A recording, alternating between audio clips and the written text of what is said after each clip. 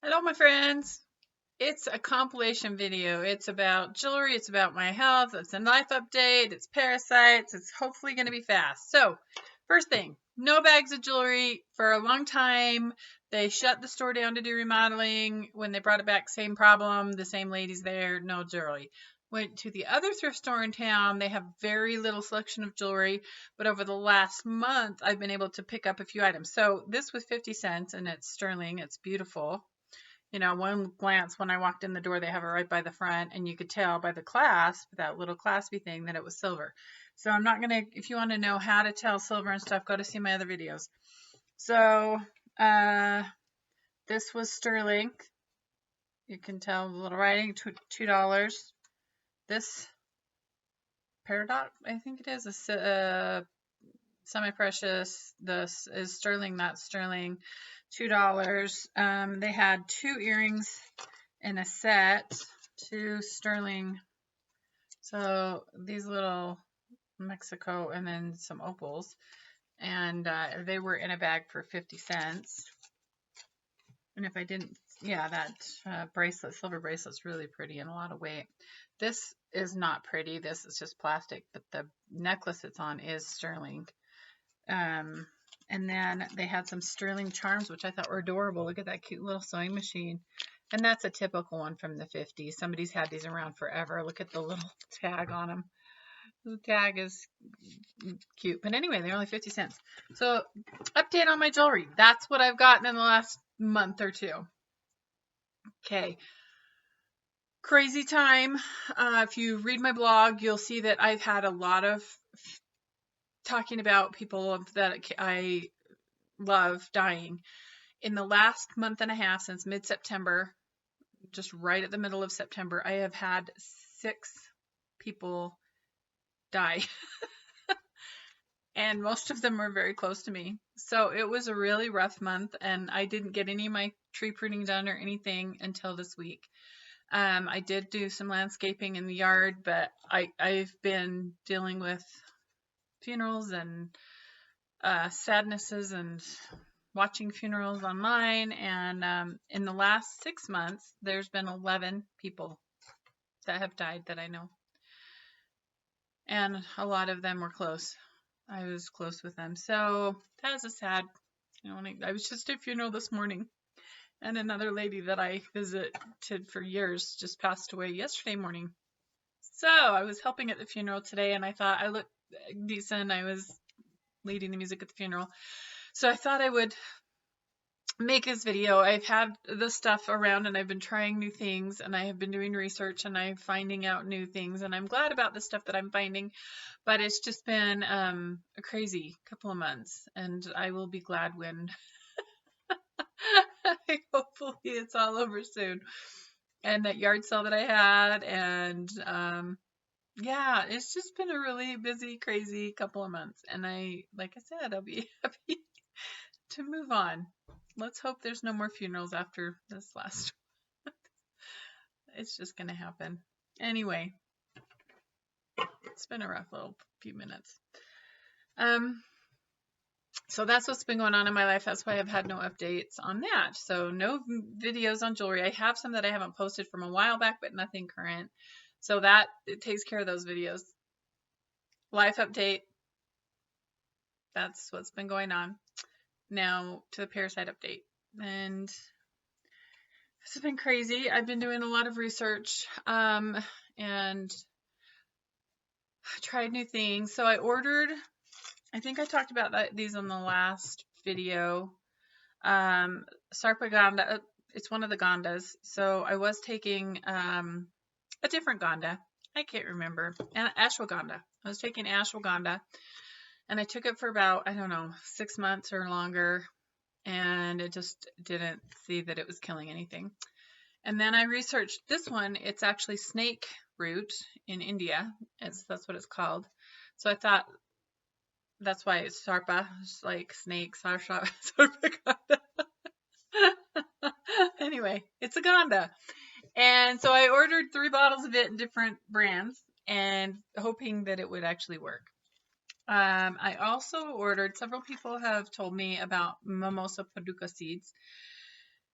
Padica, I don't know how you say it. Anyway, so I ordered those a while back, and I was taking them, and then I wasn't consistent with everything that was going on in the last little while. So I could tell that I was killing them off and they were coming out, and I was killing them off and they were coming out. And, but I wasn't seeing any less, like I wasn't seeing any, so it does kill them off in the gut, but then more just hatch and more just hatch and more just hatch. And I have to say, the Mimosa Puduco is harder to take because you're not supposed to take it with other things. And I haven't been as consistent. Listen, that's a pretty full bottle still. I have taken it for a couple weeks, but I didn't see that I was having die-off headaches or that I was feeling like they weren't coming back. Like, I took it long enough that I don't think I should have been having the regrowth that I was having. So I kind of put those two aside and stopped taking them for a minute and did some more research. And I found, you know, it was very late one night. Another friend had just died. My daughter came down because she knew I was really sad. This woman was like a mom to me and very extremely close to me. She knew my whole life. So I don't want to talk about it. Anyway, so my daughter came down, was dealing with that loss. And I don't know why, but when she went to bed, she was helping me clean out one of the rooms that had some of my mother's estate stuff, which we still are working on, but that's another whole story in itself. So she was helping that, went to bed. It was about 2 a.m. and I don't know why or what possessed me, but I sat down and I started researching a different way. I researched hair, horsehair, not Nematomorpha, nothing like that. I just hair or horsehair in 2 words. I started searching it differently, and I came across a horse blog where a person was a specialist and she was being a special guest on this blog, and she writes books about horses getting strongyloides. Then I was like, okay, I'm interested because strongyloides is the most common and closest to this parasite that I can find. And when I was reading about it and what it does in the horses, and when I read it, I said, this is everything I thought that this parasite did. I had no proof, and I didn't ever research strongyloides enough that I didn't know enough about it that this happened. So like I knew we had the same symptoms because it would say these are the symptoms, but I never researched what it does in the body of the host. And so I was kind of reinforced to know that this parasite is the closest to strongyloides, and it does almost the same thing. Because I kept telling my kids, I said, every time I take something it doesn't like, it burrows in, and I can feel it burrowing into the muscles and tissue, and then it cysts. Like it becomes like it just stays there. And then I can be taking antiparasitics for another month, and they don't come out, and I don't have any problems. I stop taking them, and then all of a sudden they'll burrow back out. I can feel them burrowing back out. And I'm like, so they go into a cyst form in the muscles, and they stay there. It's like they know the chemistry of the body well enough that when the body gets to a certain point that there's not enough of this hormone that they put out or a level of steroid they put in the body, then they start hatching or coming out of the cyst form. So when I was reading this, strongyloides, small strongyloides, so there's different kinds of strongyloides, and all the one I've always been talking about in my blogs and posts is the thread-like one that's very small. I didn't realize there was also longer strongyloides and there's smaller strongyloides. Well, the strongyloides, the small ones, are really hard to kill off. The larger ones are a little different. So I was like, okay, so this is like the small strongyloides, and it lives and it inhabits the gut the same way. Well, in the small strongyloides, you can kill off the larger worms, and you can kill off the worms that are living, but they don't lay eggs. They just kind of hatch in the system into these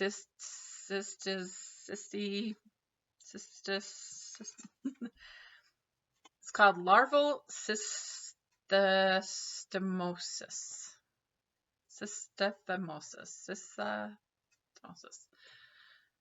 And that's what the strongyloides do, is they have these little cysts that they embed in the lining of the small intestine. Now, I believe that this parasite, because it's bigger than just the threadworm, that it can burrow anywhere, because I have felt it burrowing into my arms and my legs and my gut and my organs and my tissue.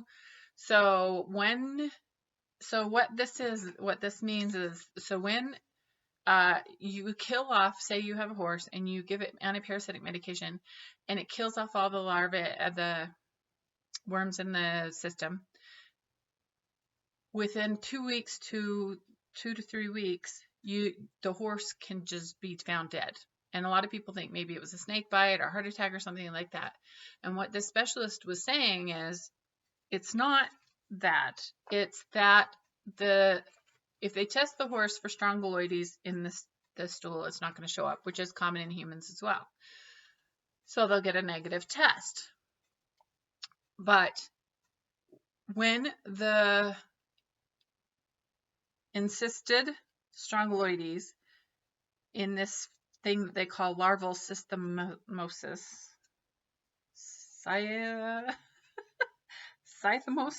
systemosus, I don't know what it's called. If you want to look it up, it's Cyathostomosis. Larval is the word before it. So what happens is, somehow when you kill those off, your system reads, okay, there's not any strongyles in the system, so we're going to hatch some of these cysts. And then they hatch after you've given a parasite and everything's out of the gut. Then they come out in large amounts. And I've always said, when I'm taking something, it'll kill off the ones in the gut, but then 2 weeks later I have a massive overgrowth. And I always thought it was the eggs hatching from the adult worms, which it could be. And I've heard that theory and I've heard that hypothesis, and that's what I assumed it was. But I also knew that this cyst thing happened because I could feel them when I would take the things they don't like. They burrow out of the gut into the muscle and tissue. And then when I stop, they burrow out. So I knew that this was something that goes along with this parasite that I've been diagnosed with. So when I read that article, I was like, okay, they must do the same things, because this is exactly what happens when I take antiparasitic medication. So this woman was saying, so many people deworm their horses and they die. The horses die because they don't kill the encysted parasites in the gut, in the lining of the tissue of the organs. So she was saying that you have to take a combination of medications that kill the encrusted, encysted parasites as well as the ones already in the gut. So I have tried, if you've watched the videos or read my website, Horsehair and Humans, that I have tried all sorts of medications, all different doses, all different timings, like large doses of one, and then smaller doses of another, and combinations of them, and then longer doses of this, and then 2 weeks off, and then doses of that, doses at the same time off, not doses. I mean, I literally have tried hundreds of thousands of dollars worth of medications over the time frame that I've been trying things, because some of those medications are really expensive. So I read that lady's study on the encysted parasites, Larval Cyathostomosis. I'm just going to say larval stuff. And so I decided to try the medications that she recommended. She said the only 2 medications that work on the strongyles is the combination of praziquantel and moxidectin. And I have taken praziquantel in the past, and I'm pretty sure moxidectin in the past, but I don't think I put them together. In fact, I'm sure I probably didn't put them together. And the praziquantel, I could tell that it was doing something, but I would still have the hatching, and I'm like, I don't know what's going on. And then she says the fenbenzidol. Now, I've tried fenbenzidol in the past, and actually, when I would put the fenbenzidol cream on the rashes, like use it like a lotion, I could feel that the parasites didn't like it, and that's part of the reason I got the one out that I was able to get diagnosed. I think it kind of got stuck in the cream that I had on. And so I do know that praziquantel does affect them. And as well as, Pinex. What is Pinex? Anyway, there's another one that starts with a P that also worked and drove them into my extremities. They couldn't get it away fast enough. So I know that that one also, pyrantel, they don't like pyrantel, but I won't take it again because it didn't kill them. It just drove them away in my body, and it was very painful. So but I didn't see when I was taking the praziquantel that like, oh my gosh, they're gone or anything. So I decided, and then she said that fenbenzidol you need to do in 3 different, like in both the praziquantel and the moxidectin, you have to do a dose and then 2 weeks and a dose and then 2 weeks and then a dose. So I took the praziquantel moxidectin for 1 dose, and then I could still feel the parasites moving around. It didn't seem to do anything. So a day or 2 after that, I started taking 5 days of fenbenzidol, which is the recommended you take 5 days. However, the medication, she's in Australia, this woman, and the medication in Australia is twice the, I think, the amount that it is in the US. At least that's what she was saying in her article. So I don't know exactly what dose of fenbenzidol to take. So I went with the lower dose because I'm taking all sorts of stuff, right? So I took what the actual fenbenzidol should be for my weight at this time. And I still felt the worms.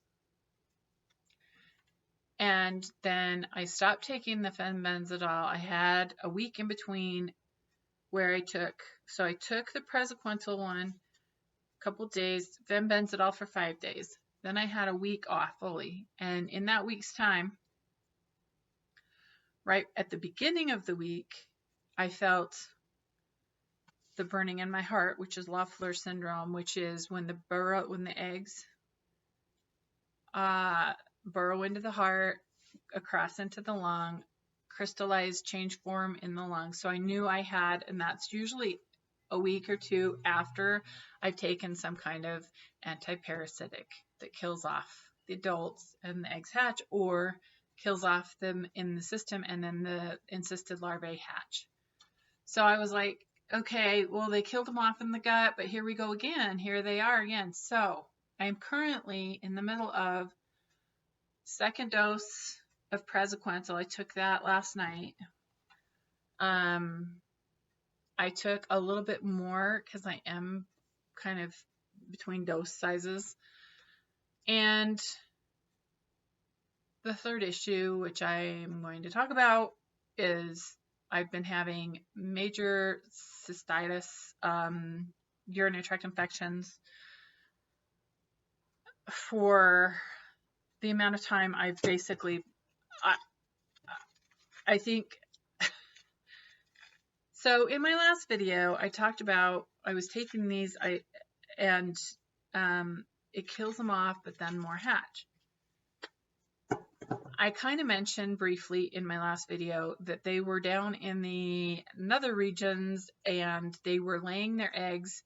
First, they were like, for a long time, they've been laying their eggs at first they were like in the hairline of the pubic area. Then when I would put iodine and stuff there, they didn't like, they moved to the back side, and were like pimples on my bum area. So then I put iodine there. So then it drove them in to the labial area, and they were laying their eggs there, and it was extremely itchy and irritating. So I was putting iodine. It's just, they keep moving, but they like to be in certain areas. They just move over a little bit and then go. The back of the neck for most people, they are in the hairline for most people. And when I wasn't dyeing my hair, when I would not dye my hair for a while, then I could feel them in the back of the hair here. And I had, a couple weeks back, I had 2 big sores in the hairline back there because I hadn't dyed my hair in a little while. So they don't, and then I put peroxide on it and it kills them and they move, and then they don't come back for a little while. And the same thing happened in the genital area. So it would, they would just move and then lay their eggs, move and lay their eggs. So once I was putting iodine all down in that area, they moved inside. So what's been going on for the last 2 months is that I have been having them hatch just inside, and then it kind of swells up and is itchy in there. And then it's really hard to get some like Lugol's or iodine in there to get them to calm down. And so the stuff I've been taking, they just keep hatching and laying and hatching and laying and burrowing. And I have been having nonstop urinary tract infections for 2 months at least, if not more.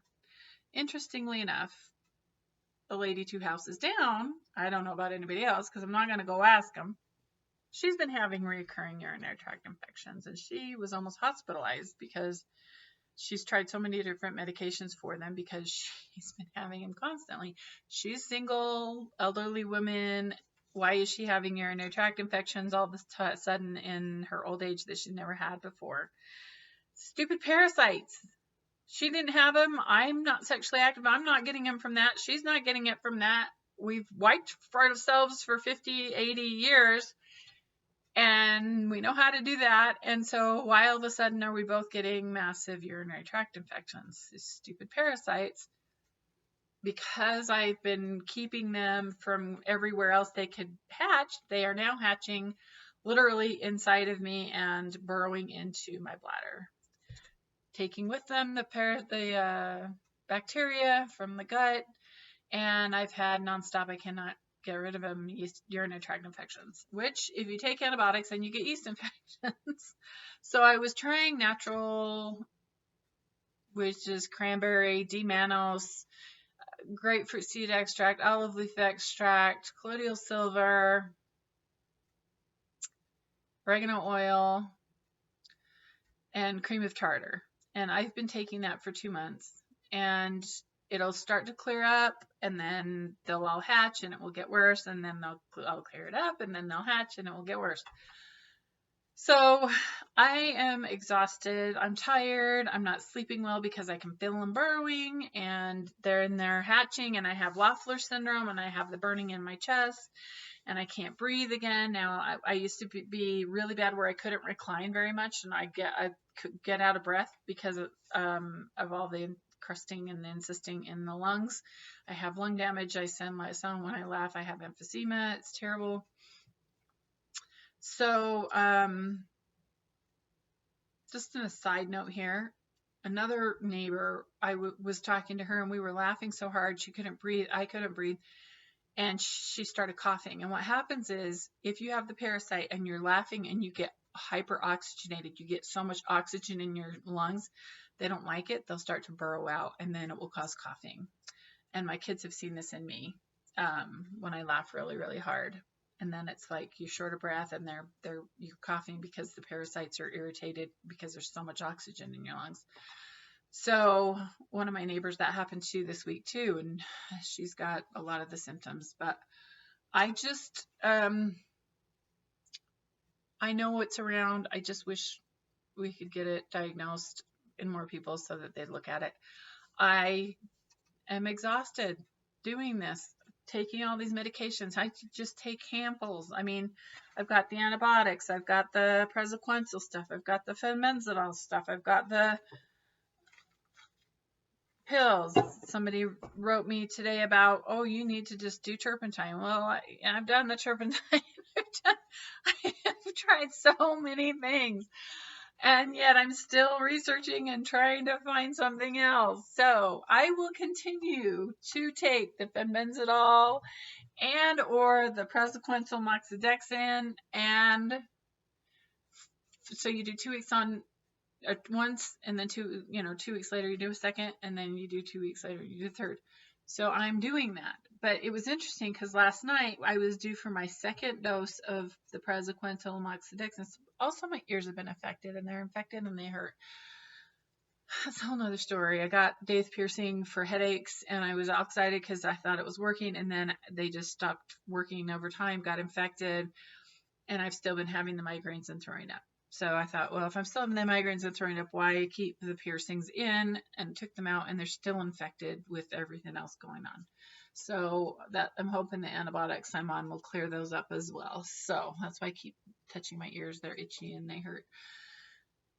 So I have the second dose of the fenbendazole, and then in 2 weeks I will take all 3 of them again.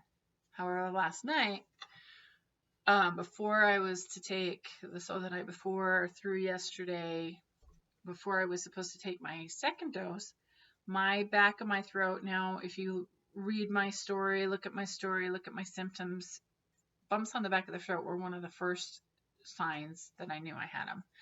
And I would drink spicy things and they would move and I could feel them on the back of my throat. So this couple of days ago, I drank a spicy ginger cayenne drink, lemon ginger blast. I may talk about it on my videos and have made videos about it, and drink it every day. So I was drinking that. I put a little extra cayenne in, and it was super spicy, and I could feel them moving around. But so many, 2 nights ago, it was just raw with them. In fact, my throat hurts now. It's just so raw. There were so many parasites because I had the Larval syndrome a couple days before that, and this feeling overwhelmingly tired, which they do. And then when they're crawling up and you cough them, you cough. So I had the persistent dry cough when they're burrowing out, and then I do cayenne, I could feel them coming out. And then before last night, I took the meds last night, but the night before through yesterday, I had so many bumps on the back of my throat. So I don't even know if the combination of all 3 of these is doing anything other than killing the ones in my gut and making more come out. I don't know what to do. The whole story of this 28-minute video. I don't know. I know all these videos are I don't know. So I will. This is just an update because I haven't posted anything about it in a while, and I just don't know what to do. I'm still researching. I'm still looking things up, but that's what's going on with the parasite medication. So I will continue taking those 3 plus finish my antibiotics and hope that I can get rid of the urinary tract infection, but it will probably just come back because of the way the things are going. But hopefully I can get feeling better and get these things gone. I have a feeling it's not going to work though, because of the first week I had more hatching. I felt crappy. I could feel them burrowing. I had the Larval syndrome. I have more bumps in my throat. It's almost like I'm causing more of a problem by taking stuff. That's kind of how I feel. I just feel like I'm killing off the ones in the gut, more hatch, killing off the ones in the gut, more hatch, and then I'm just exponentially getting a greater load. So anyway, that's how I've been. That's what's going on. There's an update. There's if you have any questions or suggestions, feel free to write me. I may or may not get back to you quickly. People are like, you're not responding to me. And I'm like, I responded, you know, to other people in a day, and then other ones it takes me a week or so. But just be patient with me. Lots going on, and it's been a rough kind of little while. So hopefully things will get better. I've got a few of my trees pruned, and I'm going to go head out and finish pruning some more, and hopefully I can get that done for the winter. But anyway, keep smiling. No, you're not alone. Oh, another lady wrote me and said that TLC was looking at her story. She tested her water, and there was encysted parasites and horse nematodes. There was nematodes in her water and in her gut, and she's getting them tested more anyway. So TLC, I got in contact with them, and they just want rashes. They have a doctor that she specifically does skin issues, and she wants to help with that. But I told them my rash is not where you can see it, and I'm not about to take pictures of it.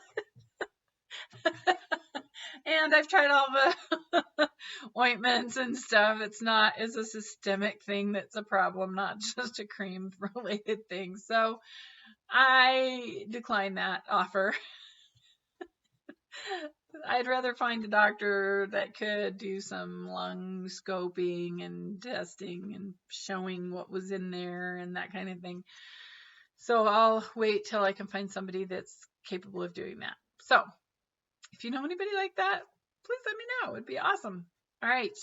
Thank you so much for watching. If you stayed till the end, give me a thumbs up, like, share. That's how they do their analytics. So I appreciate you watching and sharing, and like, thumbs up, subscribe, notifications. All those things help. All right. Have a blessed day. Thanks for watching.